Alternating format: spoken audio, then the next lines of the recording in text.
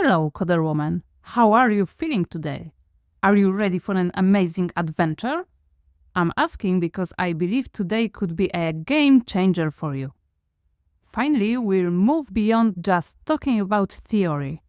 Yes, there will be some theory today, but exciting things are going to happen. First, we'll write JavaScript code that lets us fully interact with a web page. For example, we'll change styles on the page with just a click. You'll do some exercises to get to know events better and practice DOM manipulation. It's going to be a lot of fun. Second, we'll dive into coding guidelines. I'll show you best practices for writing more advanced code. And third, by the end of the day, we'll start working on our portfolio page. We'll add our first line of JavaScript to the project we've been working on for days. This will be a game-changing moment as we put into practice everything you've learned. Yes, after several days of intense training, we'll finally return to our project and improve it. And we'll work on it all day tomorrow too. It will be a wrap-up of our JavaScript lessons. You're doing a fantastic job so far, and I'm very proud of how dedicated you are to learning. Keep it up because we're coming to the final stage of the course. Alright, let's start by discussing what we'll be doing in this episode. The main topic is events, and as I mentioned, it's exciting. We'll start by discussing events and their types. Then, we'll discuss how to listen for events on a web page and what that means. Next, we'll cover how to change another property of DOM elements, the class list. You'll learn several methods for manipulating element classes. This will build on our previous discussions about attribute manipulation and will be essential for handling events. I'll also show you why using the class list property is better than changing classes with set attribute or remove attribute. And of course, we'll end with some practice to reinforce your new knowledge. The next episode will be mostly hands-on. I'll show you how to use events and DOM manipulation to achieve various effects. So let's start from the basics. What exactly are events? Now I know what you're thinking. Events like birthday parties? Well, not quite, but just as fun as way more interactive for your web pages. What exactly is an event in JavaScript? An event is something that happens in the browser that we can respond to with code. Think of it as a signal telling JavaScript, hey, something just happened. It could be clicking a button, typing in a text box, or submitting a form. The user does this on the website, and we can respond to it with code. There are many different types of events that can happen. Here are some examples. First, we have mouse events like clicking, hovering, or moving the mouse away from an element. Next, we have keyboard events like pressing down a key or releasing it. We also have form events like submitting a form or changing the value of an input. And finally, we have window events. You can do something when the whole page finishes loading or the browser window is resized. There are even more types of events, but we will only learn some of them. In this course, I'll show you the most popular ones, especially the click event. Events are everywhere, and they make websites come to life. But how do we know what's happening on the web page? How can we detect if a user clicked a button or filled out a form?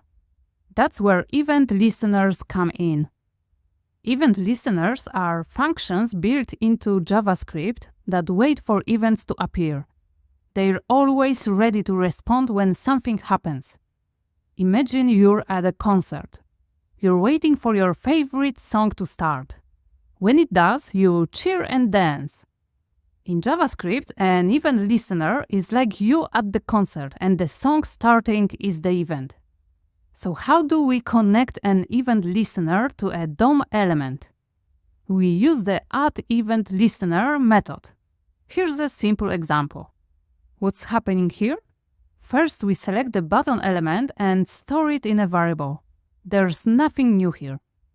Then we use the addEventListener method on this button to listen for a click event. When the button is clicked, it shows an alert saying button was clicked. Using the addEventListener method is the way to listen to the event that could happen on the button. It takes two main arguments: the type of event to listen for, in this case click, and the function that should run when the click happens. Here is a function that shows an alert saying button was clicked. So when you click the button, the browser sees the click event and runs the function we provided. Pretty cool, right? We call the function that runs in a response to an event the event handler function. Let's talk more about it. It can do many things, like changing the text on the page, showing a message, or even changing styles. In the example above, it shows an alert.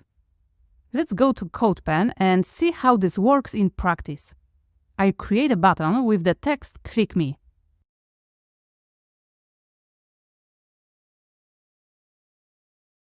I write our code with the event listener in the JavaScript section.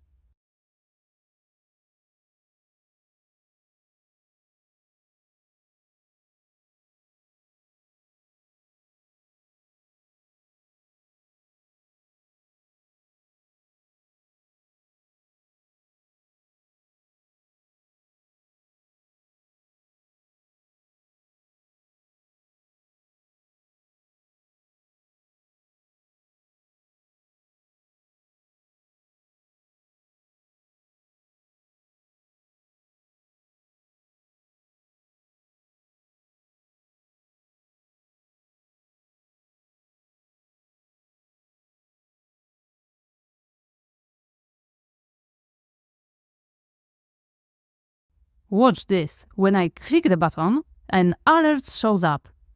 The action happened, I clicked the button, and the alert was displayed in response to my action.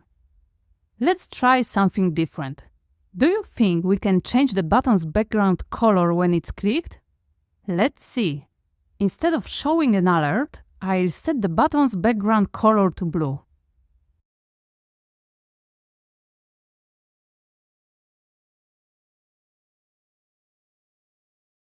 I click the button and the color changes. Great! Now let's make it bigger.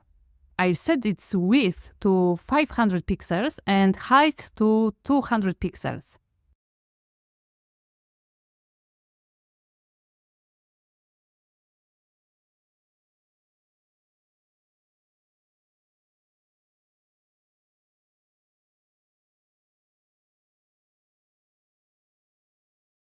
Watch, I click again and the button is huge now. That's how the event handler function works. Let's do something even more interesting. We leave the button style for now. We know we can change an element style with an event listener. But can we change something else on the page, like the entire background color? What do you think? I remove the current code and change the background color of the document body instead of the button. This should change the whole page's background.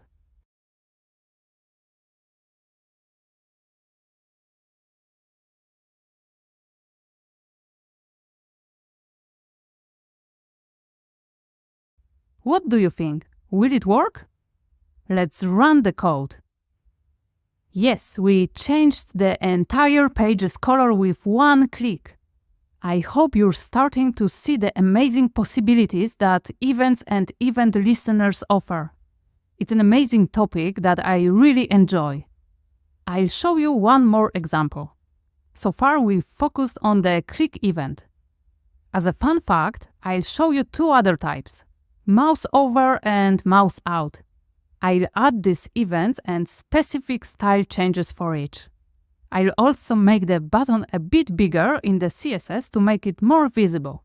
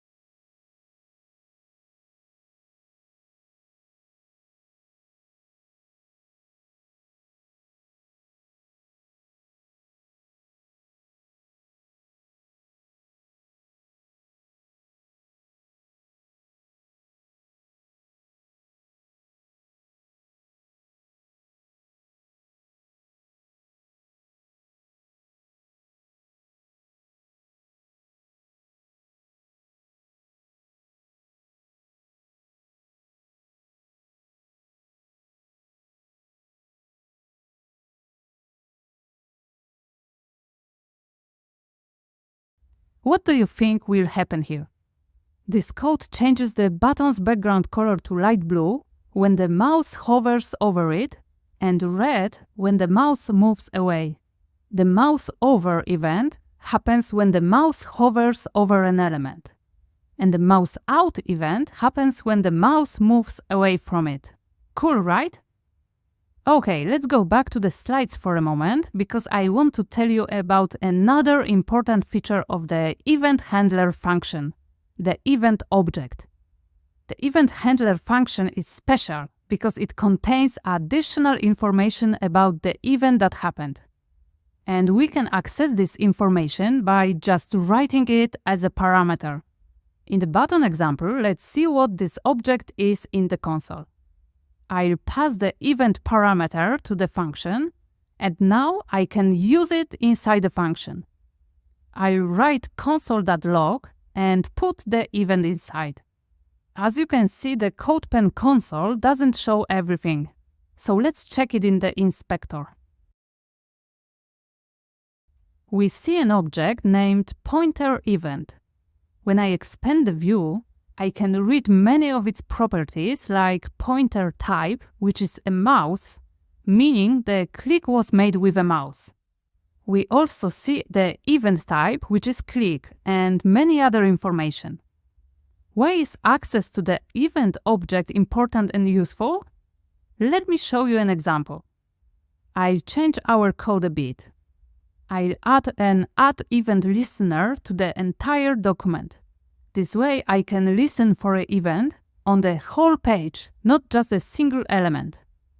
This time the event type will be key down.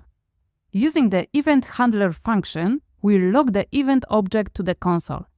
The keydown event happens when any key on the keyboard is pressed. Let's see. I'll press a key, let's say the letter G. Now let's look at the console. We see an object named keyboardEvent, which makes sense since I pressed a key on the keyboard. What we are most interested in is the key property and its value. You see, it's the letter G. So not only do we know that a key was pressed, but we also know which key exactly. Let's change the console text a bit. I'll add key pressed and then event.key.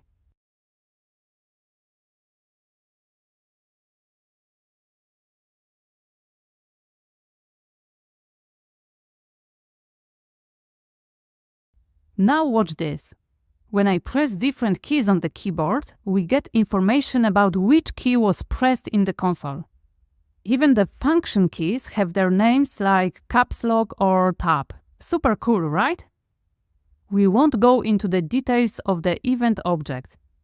Just remember that it contains lots of useful information. Alright, let's sum up what we know about events so far. We know they happen on a web page. We also know we can listen for them with the addEventListener method. We can use it on any DOM element, whether it's a button, heading, or even the document body. When we connect it to an element, we write it after a dot and provide the type of event we're interested in and the function to run in response to that event. In the event handler function, we can pass an event as a parameter to access the event object, which contains important information about the event, like which key was pressed on the keyboard. We could say you're almost fully equipped with knowledge about events. But there's just one more short topic to cover. Let's talk about the class list property and methods for manipulating it. These methods help you easily add, remove, toggle, and check for CSS classes on your HTML elements. With the class list property, we can find out which classes an element has. It might have one class or many. Not only can we find out what classes an element has, but with the 4 methods you learn, we can manage them. Using the add method, we can add one or more classes to an element, and remove them using the remove method. These 2 methods are quite easy to use. Things get interesting with the next 2 methods. toggle and contains. The toggle method is great and often used with events. It allows us to add or remove a class depending on whether the element currently has it. This method adds a class to an element if it doesn't have it and removes it if it does. Think of it like a light switch. If the light is off, flipping the switch turns it on. If the light is on, flipping the switch turns it off. That's how the toggle method works. It's a switch. The contains method, on the other hand, lets us check if an element has a specific class. Let's see how these methods work with some practical examples. Imagine we have a button and we want to change its look when clicked. This button currently has the class BigButton, making it large, say 100 pixels wide and 50 pixels height. I'll add CSS styles for another class. These styles will change the button's color, such as adding a yellow background and a red border. I want this class to be added to the button when it's clicked. So I'll add an addEventListener with the click event, and inside the function, I'll use the classList property and the add method.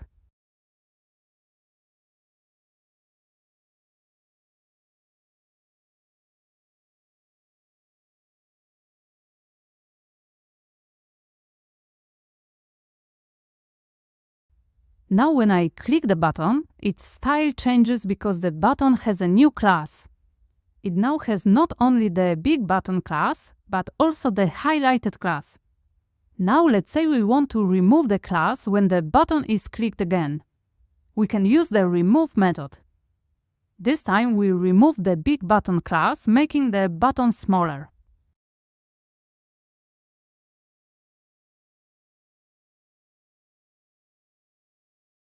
Let's move on to something more interesting.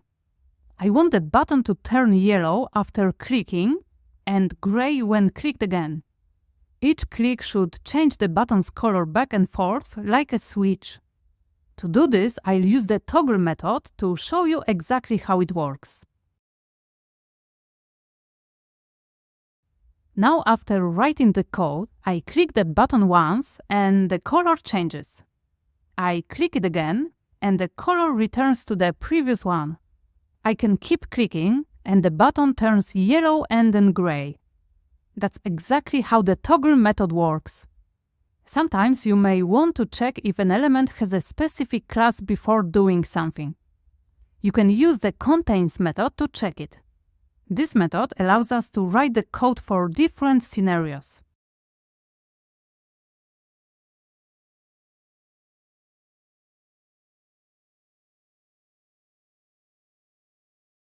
For example, we can write that if the button has the highlight class, we'll log a message saying so in the console.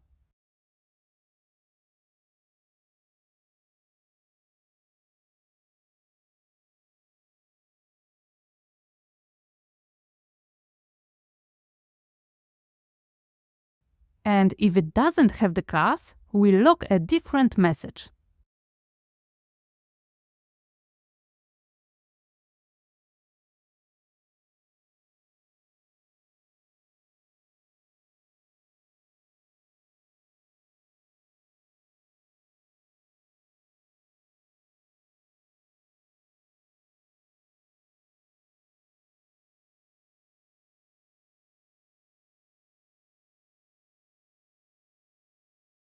Let's test it. As you can see, the messages are changing. Sometimes the button has the class and sometimes it doesn't. That's thanks to the toggle method we left in the code. But this way, you can clearly see how the contains method works. What's more, you can also add or remove multiple classes at once. Here's how you can do it.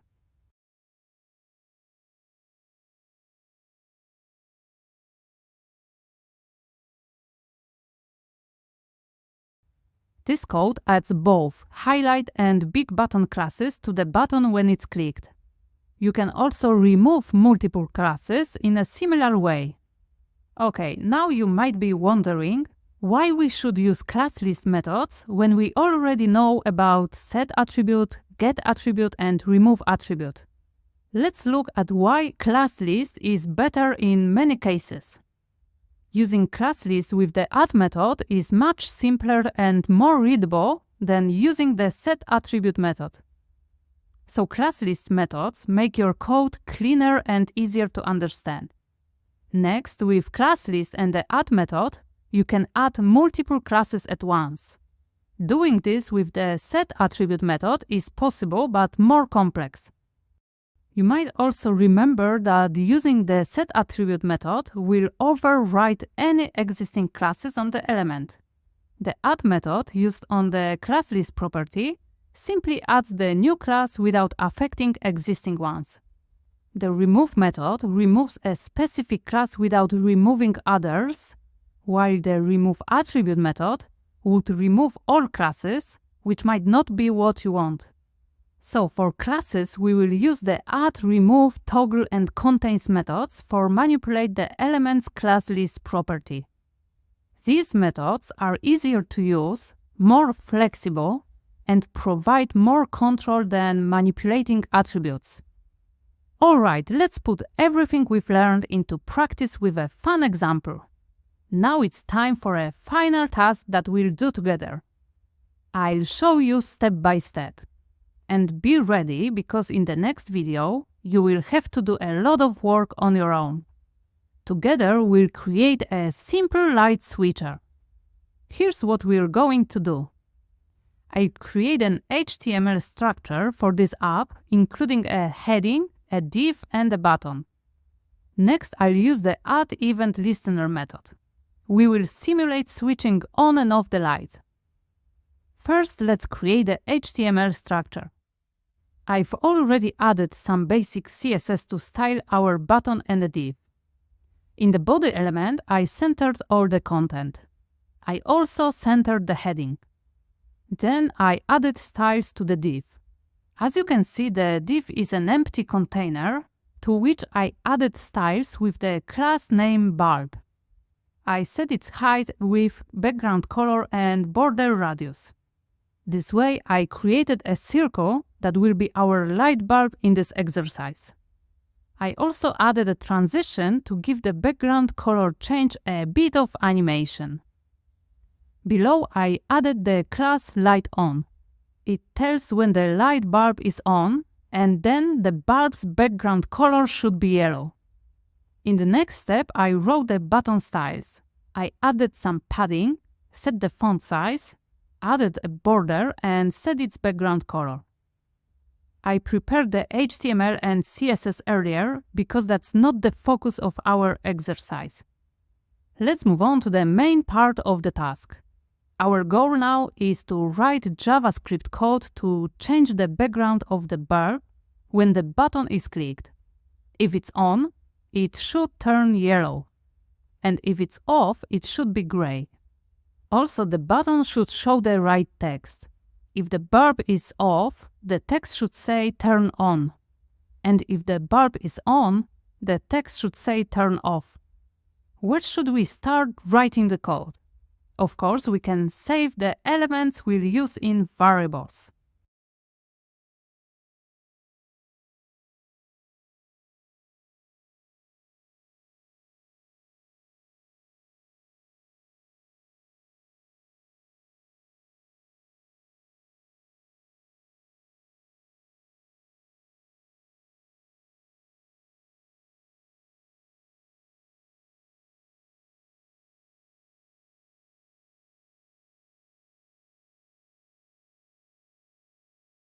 I saved the div with the bulb class in the bulb variable.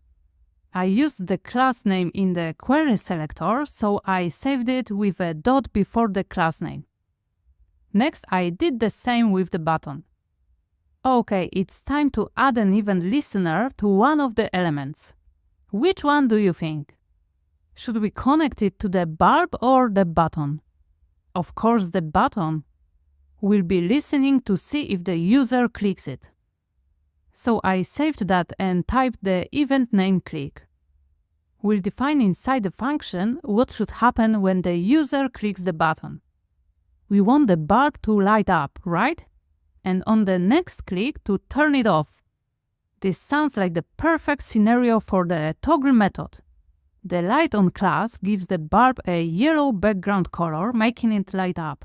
So let's use the toggle method to add the lightOn class to the bulb. And look at this! I click the button and the bulb lights up and goes off. And thanks to the simple animation, it does it nicely. It looks cool, right? And notice that we didn't have to write a lot of code to achieve this. But that's not all. We have one more thing to do. As I mentioned, I want the text inside the button to change depending on whether the bulb is on or off. We'll use an if-else statement and the contains method to check if the bulb currently has the lightOn class. If it does, we'll change the button's text content to turn off.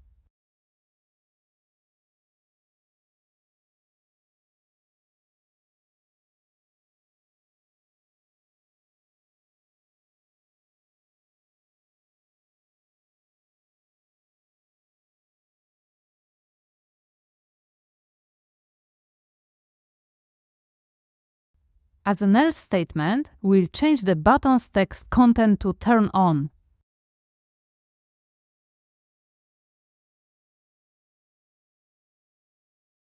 Let's check again if everything works correctly. I click the button several times and the bulb's color changes, as does the text inside the button. Congratulations! We've created a simple but interactive light switcher together. It's time to sum up this episode. You learned about addEventListener and how to use it to handle events.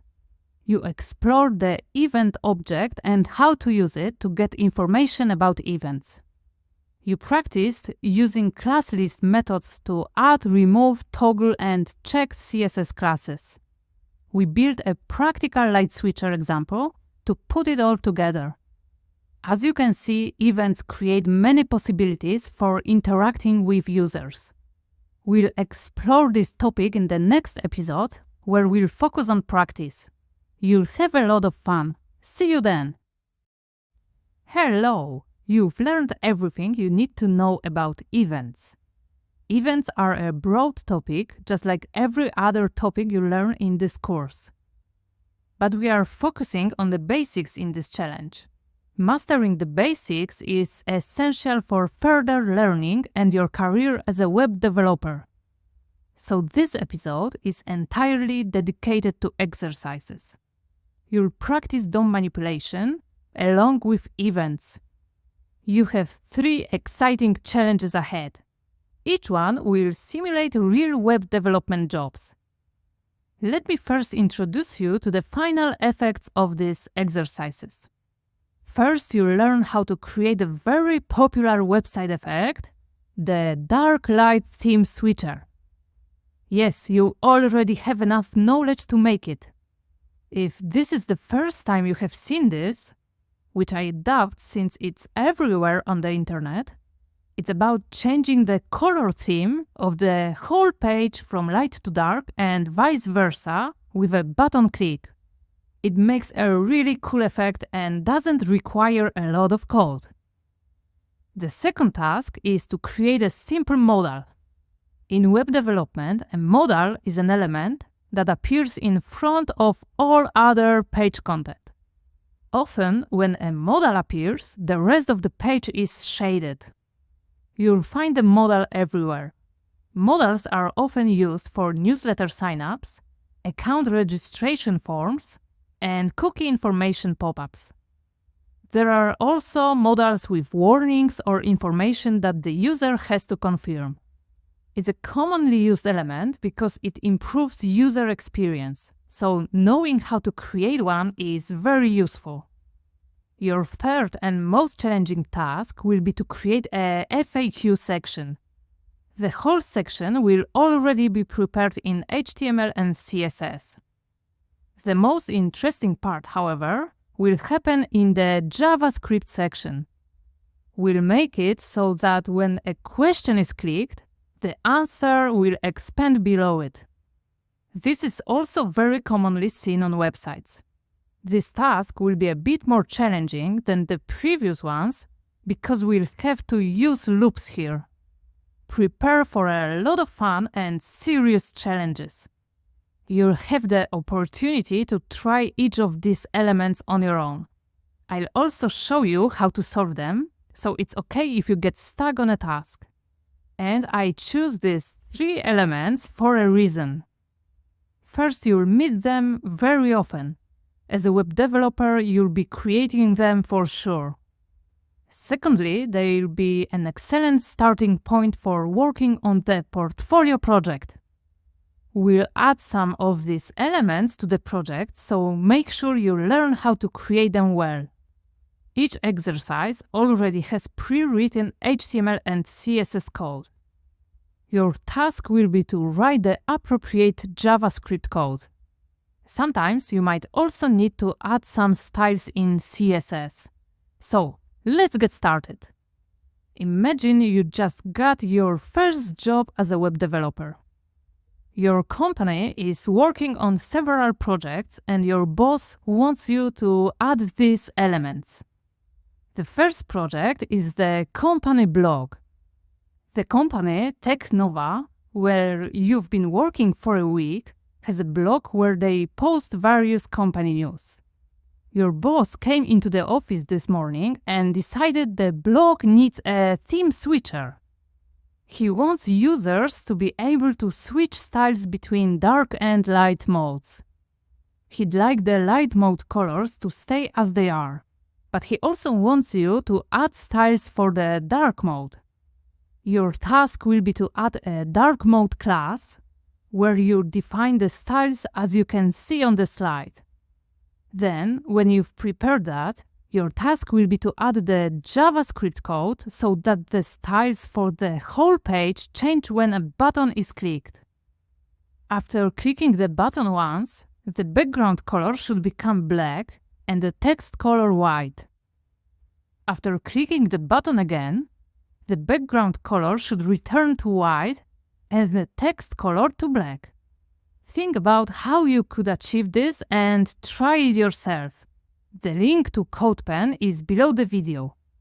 You already have the styles prepared there. Get familiar with the page's structure and review the styles already written. Then click the Fork button to create your version of this exercise.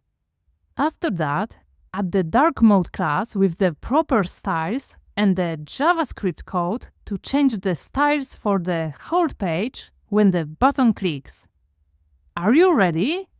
Pause the video and get to work. Good luck! Okay, how did you do with this task? Here's the solution. First, I created a new dark mode class in the CSS section. Inside, I wrote styles for the background and text colors. Then I moved on to the JavaScript section. Here, as usual, I started by saving the element I'm interested in into a variable. And this time, it's a button. We will listen to whether the user clicks it or not. Since this element has an ID called theme switcher, I named the variable the same. Next, I added addEventListener to this element.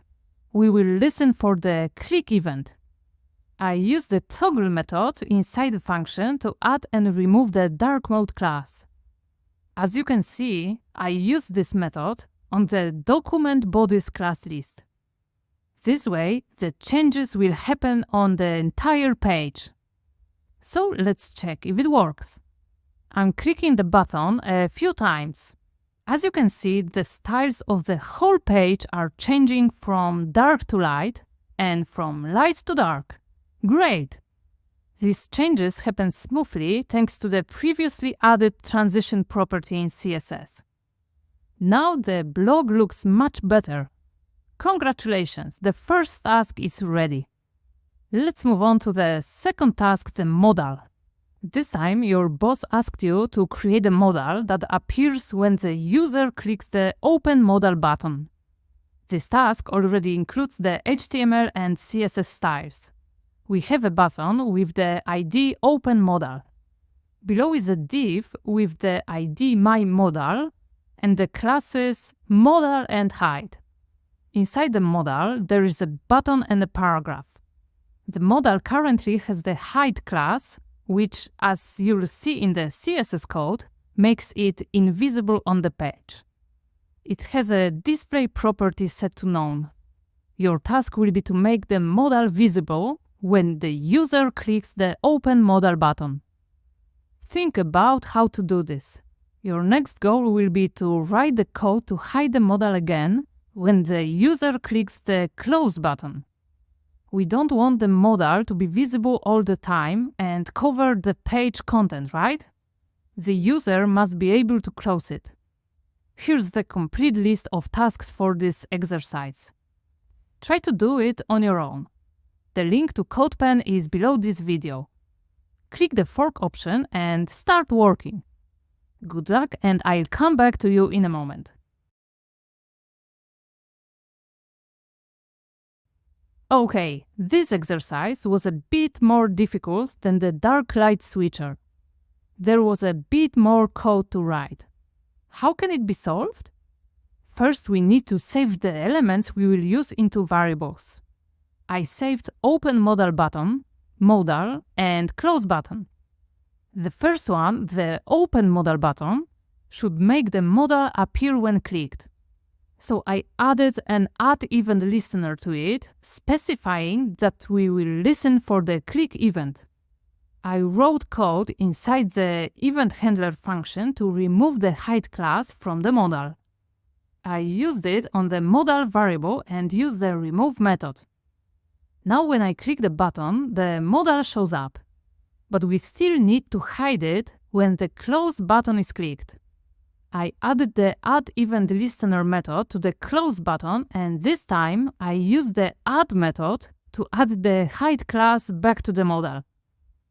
As you can see, everything works correctly. When I click the Open Modal button, the modal appears, and when I click the Close button, the modal disappears. Congratulations, you are now able to create more interesting interactive elements. Let's move on to the third and most difficult task. This time, your boss suggested adding a frequently asked questions section to the Technova company page. Do you know what this is? It's a section where you usually find several questions. When you click one of them, the answer appears below it. When you click the question again, the answer disappears. Your task will be to prepare the JavaScript code for this section. The HTML section contains 3 questions and answers. Each answer currently has the hide class, which, as you'll see in the CSS section, makes the answers initially hidden. Your task will be to make the answer appear when the user clicks a question. But remember, when a question is clicked, only the answer to that question should appear, not all the questions. That's why it will be a more difficult exercise than the others. Take as much time as you need. It's important that you try to make it. You already have all the knowledge needed to solve this exercise in your head. There's nothing here that you haven't learned before in the course. Remember to use the console.log method to check your code as you work. It's a great way to find errors. Are you ready? As in the previous exercises, the initial code on CodePen is below the video. Click the fork option and get to work.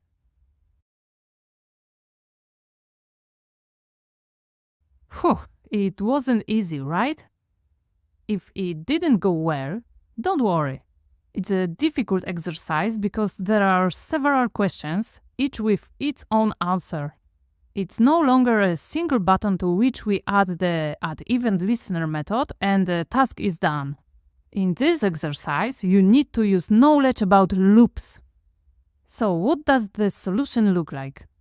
First, we need to select all the FAQ items on the page. Think of them like boxes that hold a question and an answer. We want to grab all these boxes so we can work with them.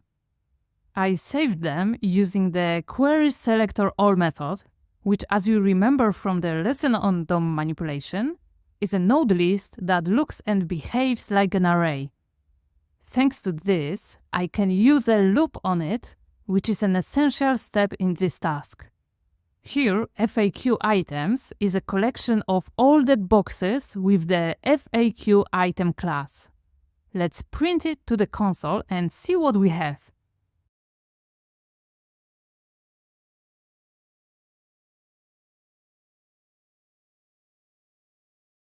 We have a list of elements, sets of questions and answers.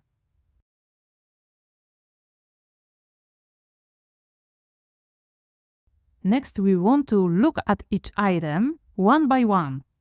We'll use a for loop for this. Inside the loop, we'll select the question and answer elements for each FAQ item. Let's break it down. This loop will run once for each FAQ item. The counter starts at 0, and the loop will run until it is less than the total number of FAQ items. This makes sense because if we have 3 FAQ items, the loop will run 3 times, once for each item. We select the element with the question class for each FAQ item and store it in the question variable. Also, we select the element with the answer class and store it in the answer variable. So when the loop runs for the first time, the index will be 0, right? Inside the question variable, we will have the question from the FAQ list with index 0, which is the first question. What is TechNova? Again, the answer variable will store the answer from the FAQ list with index 0, which is the first answer. TechNova is a leading tech solutions provider, and so on. Thanks to the loop, we select the appropriate question and answer. Now we want to add a click event listener to each question. This means that something will happen when a user clicks on a question. In our case, we'll show or hide the answer. When the user clicks the question, we need to check whether the answer already contains the hide class. If it does, we'll remove it. If it doesn't, we'll add it, right? That's why we need to use a toggle method here. And that's it. After the loop runs through the first element in the node list, it will run again with the second question stored in a question variable and the second answer stored in an answer variable.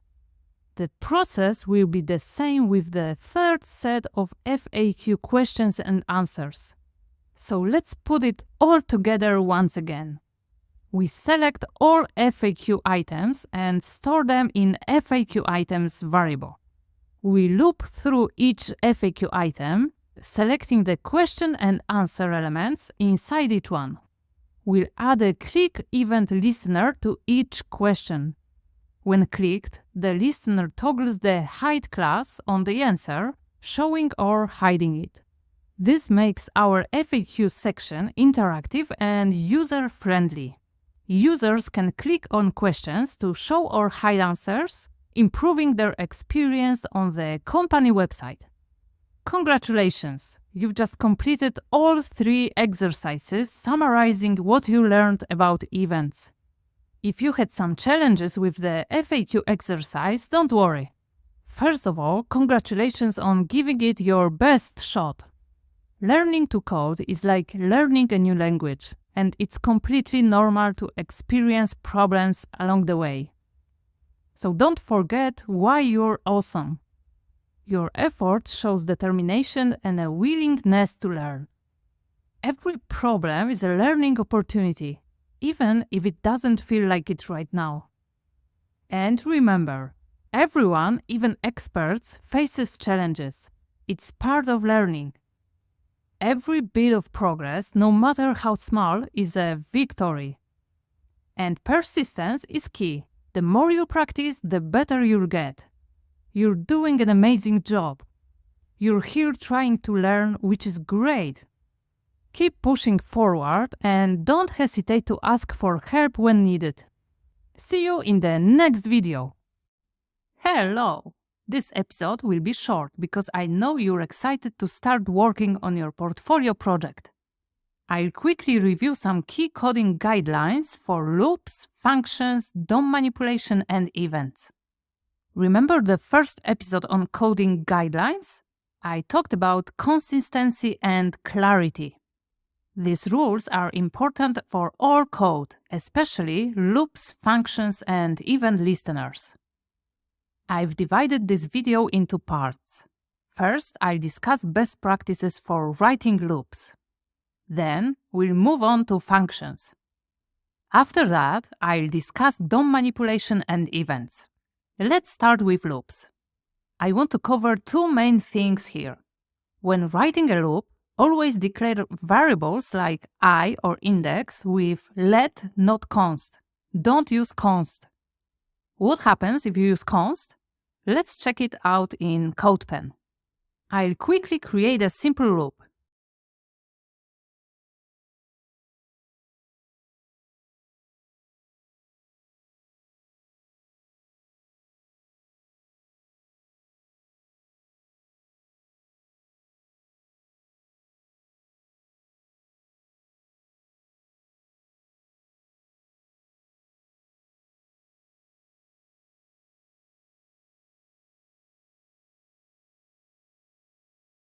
Now instead of let, I'll use const. Look, the loop ran once, displaying the text in the console one time. But then we have a type error, assignment to constant variable. The variable I was created, 0 was assigned, and the loop started. But we can't change I from 0 to 1 next. We defined it as a constant variable. This is why it's so important to use let here. Next, always include all three parts of the loop statement: initialization, condition, and increment. Don't forget especially the condition. What happens if you don't provide it? Look, I remove this part from the loop.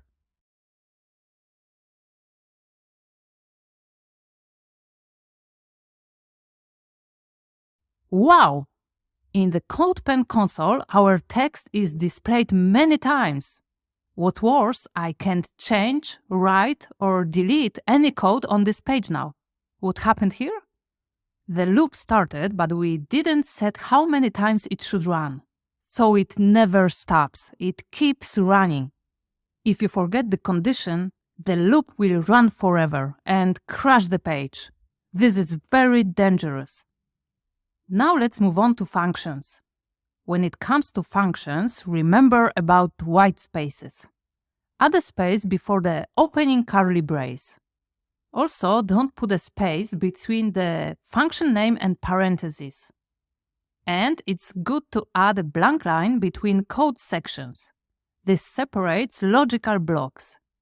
Also, just like with variables, you should define a function before you use it. Calling the function before defining it can cause problems.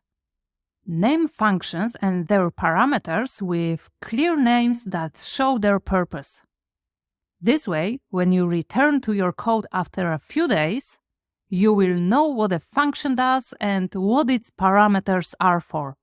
Speaking of parameters, remember to use default parameter values. This helps avoid potential errors. Also, don't create parameters you won't use in the code.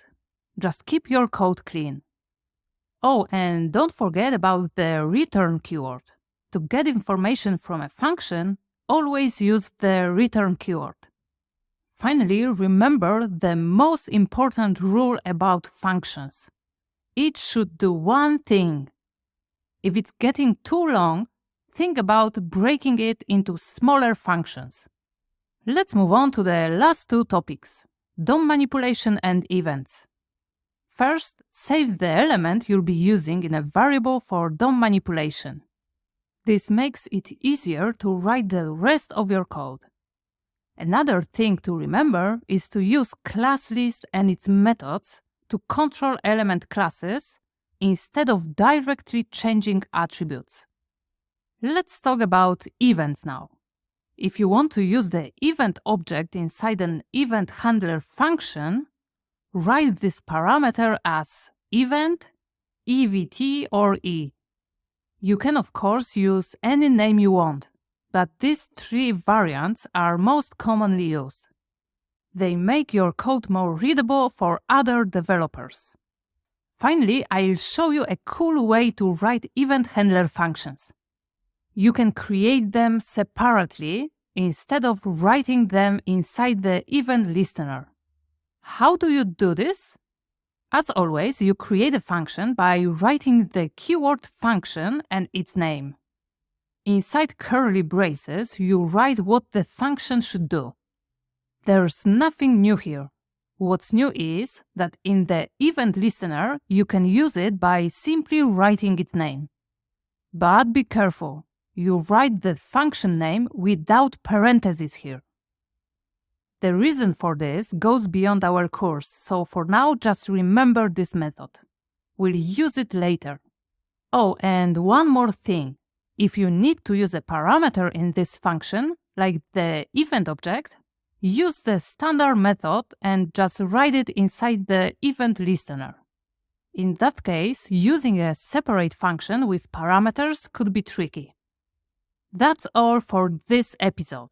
I've shared a few important tips. Now let's move on to the best part of learning JavaScript, adding code to your portfolio project. Please turn on the next video and let's get coding. Alright, that's it for the JavaScript theory for now. You've built a solid foundation in this language and it's time to put your knowledge into practice. Congratulations! At this stage, you have a good understanding of JavaScript. JavaScript is a big topic, and there's much more to learn beyond what we've covered. You'll still discover new concepts as you work on your portfolio project. Don't worry, I'll be here to explain them and we'll work through them together. This isn't the end of your JavaScript journey. I highly recommend you to keep exploring JavaScript on your own after this course. It's an amazing and powerful language. Now let's start working on the project. Let's first review the page. We created the page header. Right now it's invisible because we skipped it until you learned JavaScript. We'll return to it tomorrow. Below we have several sections. The Hero section, About Me, Project, Skills, and Contact. At the bottom, we created the footer. The page looks great, so it's time to add some interactivity. The first thing we'll add is a modal. This is the same type of modal you made during the event exercises. But this time, the modal will show the contact form, the same as the one at the bottom of the page. It will be in a window with a button to close the modal. How does that sound? Adding a modal might seem easy. We did it once in CodePen, which didn't require much code. But this element needs to fit well with the rest of our project. We want the modal to work well with the rest of the page, have a nice close button, and match the design. It would also be great to add a dimming effect for the rest of the page when the modal is open. These things make this task harder. We'll have some challenges and I'll show you how to solve them. Let's start by deciding when the modal will appear. I think it would be cool to show the contact for modal when the user clicks the Contact Me button in the Hero section. Sounds like a great plan, right? So let's get to work. First, we'll create its structure. Let's decide where to put the modal in the HTML code. You might think it should go at the top, since it appears on top of everything. but the best place is at the bottom of the page. Why put it at the bottom? Here are the main reasons. Keeping the modal at the bottom helps organize the HTML code. The main content of our web page goes at the top, and special elements like modals go at the bottom. The browser reads HTML from top to bottom. So when the browser loads the page, the main content should load first. The modal will load last, but will still be ready to appear on top when needed. Putting the modal at the bottom makes it easier to control with JavaScript. We can easily show or hide the modal without touching the main content. So we'll place the modal at the very bottom of the page, between the closing tags of the footer and body. We'll create two div elements here, one inside the other. Let's call the first one contact modal and the second one contact modal content.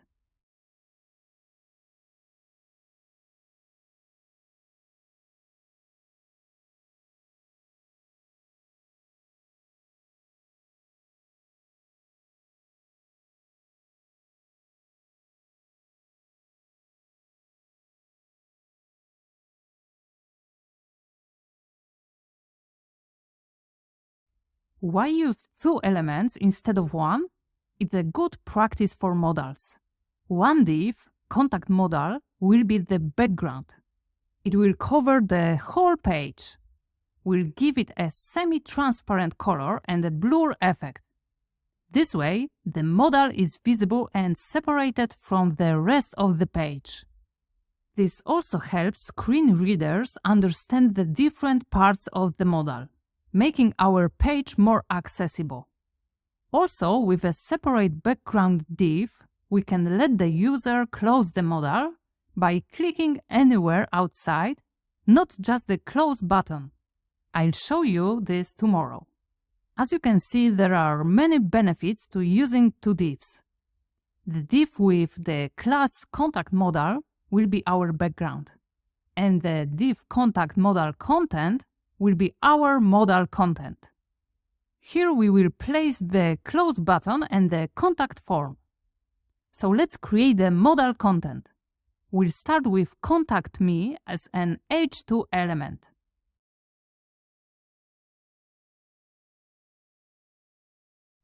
Now you can see our modal is visible below the footer.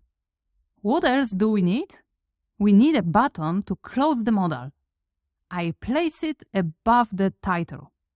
This makes it easier to position it in the top right corner later.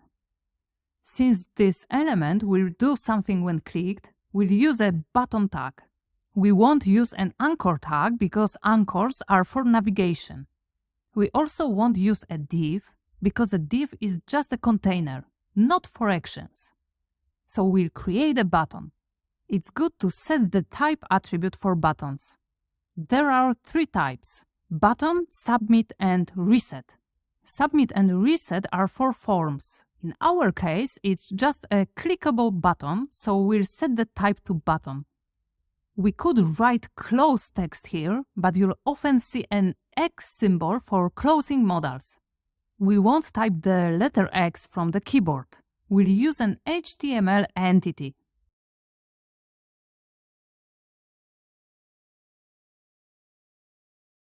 We need to find the code for the X.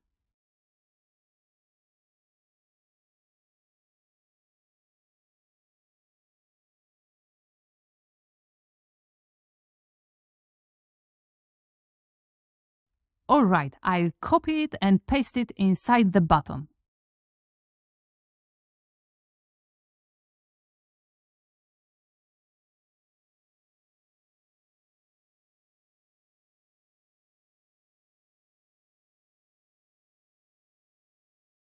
Now we have a button with an X symbol, just what we wanted. Awesome! Finally, I'll add a class, let's say close button, to make it easier to style. I won't name it something connected to the modal because it can be a universal button used in many places in the project. not just the modal. We also need to add the contact form. How do we do this? We'll just copy the form from the contact section we created earlier. So we copied the entire div with the class contact form and all its content and pasted it into the modal.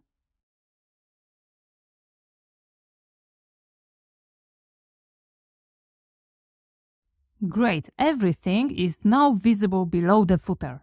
Let's move on to CSS.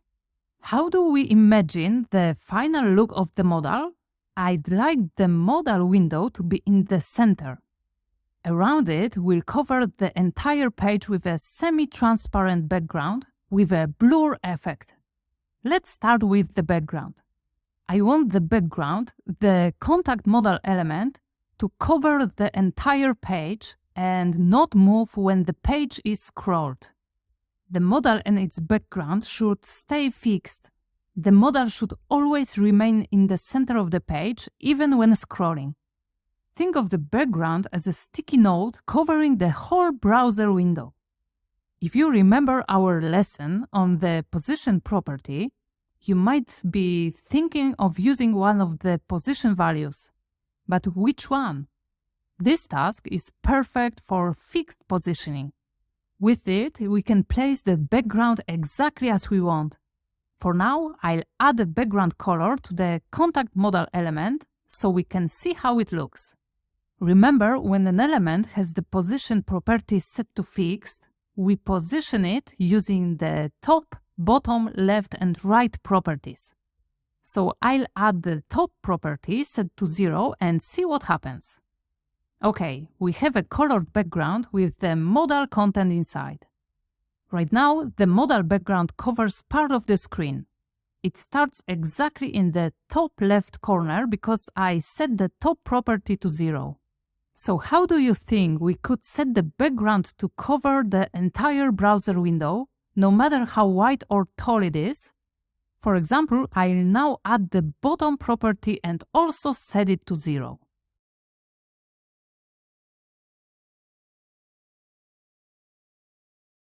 This time, the background covers the page from top to bottom. I'll set the value to 0 for both the right and left properties, and now we have the entire window covered. This way, we've created a new layer separate from the rest of the page with the modal inside. Cool, right? Let's add the remaining styles of the contact modal element. First, let's change its background color. I mentioned that I wanted to have a semi-transparent background. Here, I'll show you a cool tool to create the background we want. It's called a color picker. You can find the link to the picker below this video. I'll choose the color I'm interested in. It will be black. The most important step now is to set the opacity, how transparent the background will be. As you can see, I selected a shade near the middle of the opacity bar. Finally, we copy the hex code and paste it into our project.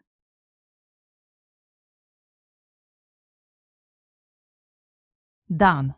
The rest of the page is shaded but still visible. It's a cool effect. I'll show you another cool feature often used with this type of background. We can add a blur effect. We'll use a property called backdrop filter.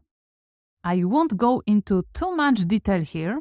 It allows you to add cool visual effects like blur, create black and white images, or change their colors. The backdrop filter property lets us add these effects to the space behind an element. So if we apply it to the contact modal, the blur effect will be applied to everything underneath it, like our hero, about me sections, and so on. For this property, we write the value as the effect's name, then add parentheses, and set the intensity of the effect inside them. We set its strength in pixels, percentages, or degrees, depending on the effect. If you want to learn more, check out the materials provided below this video. For blur, we use the name blur. Its intensity is set in pixels.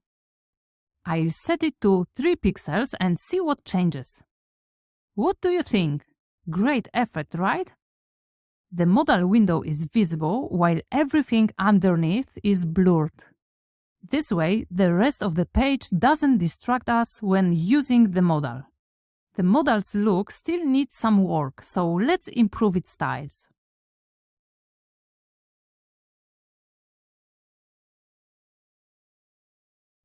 First, I'll set its background color to our darkest shade of blue. Now we can see how much space it takes up. It stretches across the entire page width. I'll lower its width to, let's say, 32 rems, which will be about 512 pixels on a desktop view. Okay, the width looks correct, but as you can see, the form takes up very little space, only half of the modal. Why is this happening? Let's check it with the inspector.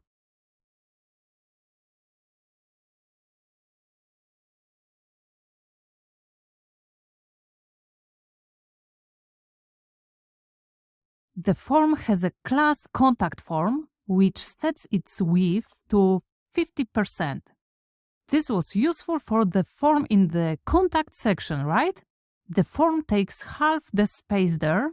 The other half is for the contact section. However, we want the form to cover the entire available width here. What can we do? If we change the width in the contact form class, we'll destroy the effect in the contact section. The best solution is to remove this class here. As you can see, this class only sets the width, and removing it won't affect other styles. Removing this class from the form in the modal will solve our width problem without causing other changes. Now, as you can see, after removing the class, the form takes up the entire available space. Great, that's what we wanted. The form fields and the send button look pretty good. However, this modal won't win any design awards just yet. There are still quite a few things to improve, right? First of all, let's remove the heading with the text contact. We copied it along with the form, but we've already added another heading, so this one is unnecessary.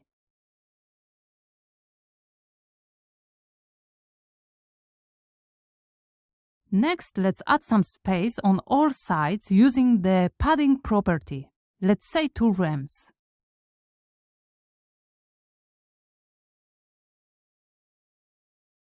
It's much better now. Let's also add a light blue border, and the modal is starting to look pretty good.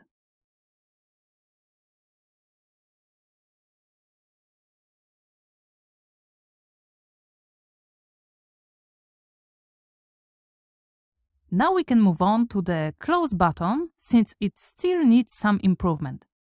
Everything else looks good. I'd like the button to be in the top right corner, and I'll add some styles to make it look nicer. Let's start with the styles.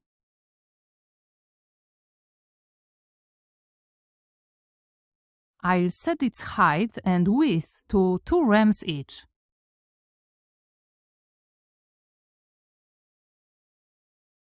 Okay, we have a square button, but the X symbol inside looks too small. We can make it bigger by setting the font size to 2 rems.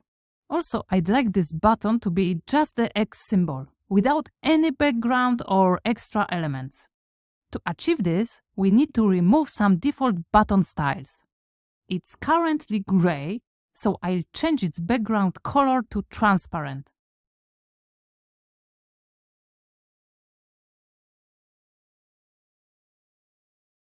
Now you can see that this button still has a default border. I'll remove that too.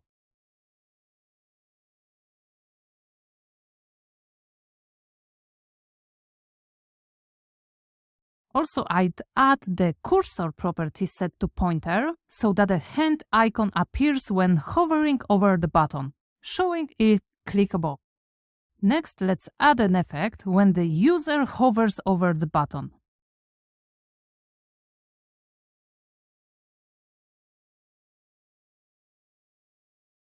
We can change its color to 2C74B3.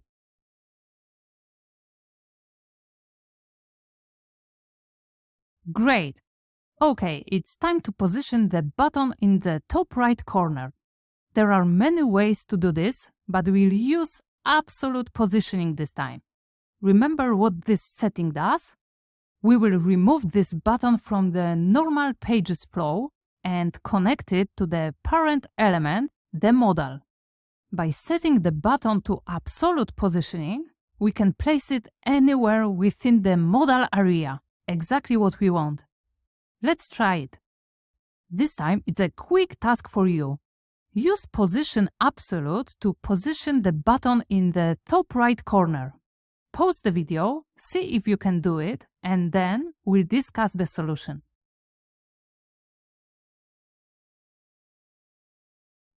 Okay, the challenge of this task was that we first needed to set relative positioning on its parent. This is very important. If I want to position the element, say 1 rem from the parent's right edge, I will set the right property to 1 rem, right? But look what happens if we don't set relative positioning for the modal. The button is positioned 1 rem from the edge of the browser window instead. When I add relative positioning to the contact modal content element, the button will be where we want it. Did you solve this challenge? I'll also change the button's distance from the top edge by setting the top property to 1 rem, and we're done. The modal content looks amazing. There's just one more thing to do. Make sure the modal is always centered on the page. But how do we do that? Do you remember the lesson where I taught you to center elements using Flexbox? Remember how it looked? We set the display property to flex and used justify content and align items, both set to center. Let's see if it works. Yes! The modal has moved to the center of the window and it looks great. Look how nice it looks when I scroll the page. The modal stays in place, looks good, and it's readable. In the background, the rest of the page is darkened and a little blurred, so it doesn't distract from the modal. Great job! Finally, let's organize the CSS code better. As I mentioned before, the close button could be used in other project parts, right? So its tiles will be best placed at the top of the CSS file, next to the call to action and social media classes. Let's move this code there now. Okay, now it looks better. Now let's move on to the JavaScript part. In the scripts.js file, I'll start with the first line, saving the modal in a variable. This is where we should start, right? So I create a variable named contact modal and use the query selector method to save the element with that class name into it. Let's check to make sure the element is in this variable. I want to show you something important to remember when working on your project. So let's open the console in the browser and see what we have.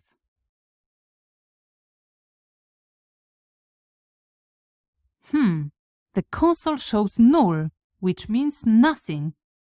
We don't have the element saved in the variable. What happened? It always worked before. You need to know that when we worked on the code in CodePen, these problems were already solved by default, so you didn't have to worry about them. In our project, we need to fix this. What actually happened here? Here's the problem. When the browser reads our HTML file, it starts from the top and goes down to the bottom. It reads the head section first. So, when it reaches the script line in the head, it runs the JavaScript code immediately.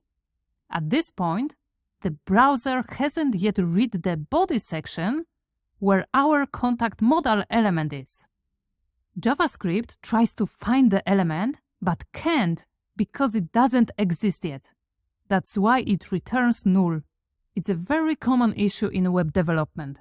There are a few ways to fix this problem. Today I'll tell you about the easiest one because I want to avoid going too deep into technical details. To fix this problem, we can simply add one special attribute to the script tag in the head section. The defer attribute tells the browser to keep reading the HTML and only run the JavaScript after the whole page has been read. Let's see it in action. I'll add the defer attribute to the script tag and reopen the console. This time, we see that the modal is in the variable. Thanks to the defer attribute, JavaScript waits until the entire page is loaded.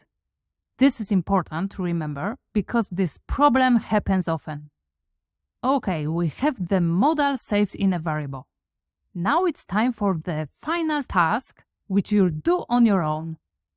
Remember the solutions from previous lessons where you practiced creating a modal and try writing the JavaScript code by yourself. Here's what should happen on the page. The modal should not be visible at first, right?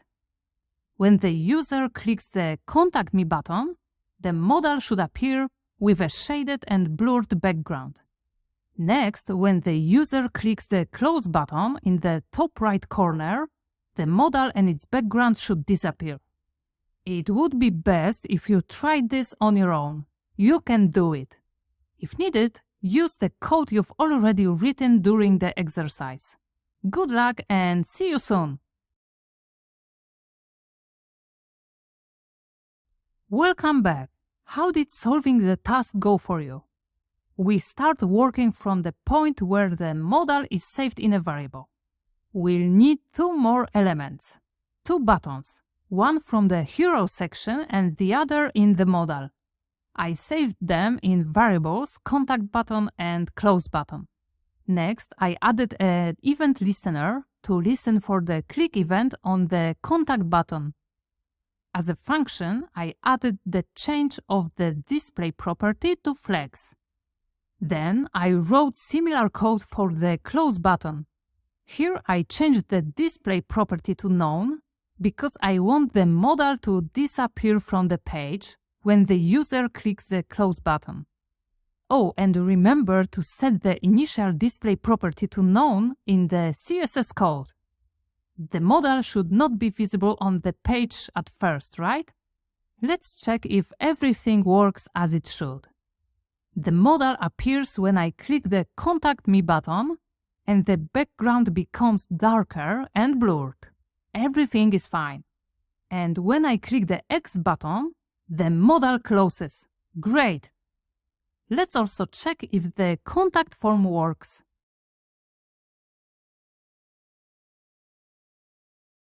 I'll fill it with sample data, click Send, and there it is! The form was sent successfully. Great! If you wrote the working code, congratulations! Great job! Finally, I want to show you one more thing. We can leave the code as it is, everything works fine, but we will rewrite the initial code using functions at the end of each following episode. This is a very elegant way of writing. It will help you practice creating functions and breaking the code into smaller pieces. So first try to rewrite this code using functions on your own. Remember two things. Each function should have one task. And secondly, remember to call the functions you write. Pause the video and get to work. See you soon!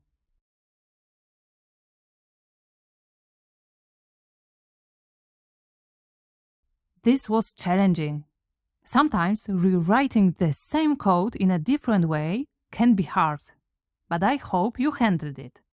If not, sit back and listen to my version. I kept the contact modal variable at the top because I need it in two functions, showModal and highModal, which I wrote below. Do you remember the lesson about JavaScript scope? About global scope and function scope? Here I saved this variable in the global scope which allows me to use it in any of these functions. If I had saved it inside showModal, I couldn't use it in another function like hideModal because the variable would only be available inside showModal. That's why I decided to keep the contact modal variable in the global scope. Then I created another function to set up the event listeners.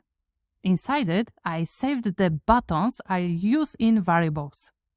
Next, I added an event listener to the contact button to listen for the click event and set up the showModal function in response. I did the same with the close button, but I used the hideModal function in its case. In the end, I called the setupModal event listeners function. It might be tempting to break the setupModal event listeners function into even smaller pieces. After all, a function should do only one job, right? Of course, but we also need to remember to keep balance. One job only doesn't mean 1 or 2 lines of code. Sometimes functions can be quite large and still do one thing. The setupModal event listeners function actually does one thing. It sets up event listeners for 2 elements. Even though it sets up multiple listeners, these are all part of one big task, setting up the Modals event handling. If you broke it down into even smaller pieces, that's fine too. Just remember to keep balance in your code and not overdo it. This will come with experience. Okay, let's check if the modal still works to be sure. Everything worked correctly, so the new code is good. Congratulations! Together, we've created the first interactive element on your portfolio page. Well done! Are you ready for more challenges? If so, see you tomorrow. Get ready for some really interesting features and a lot of practice. See you soon!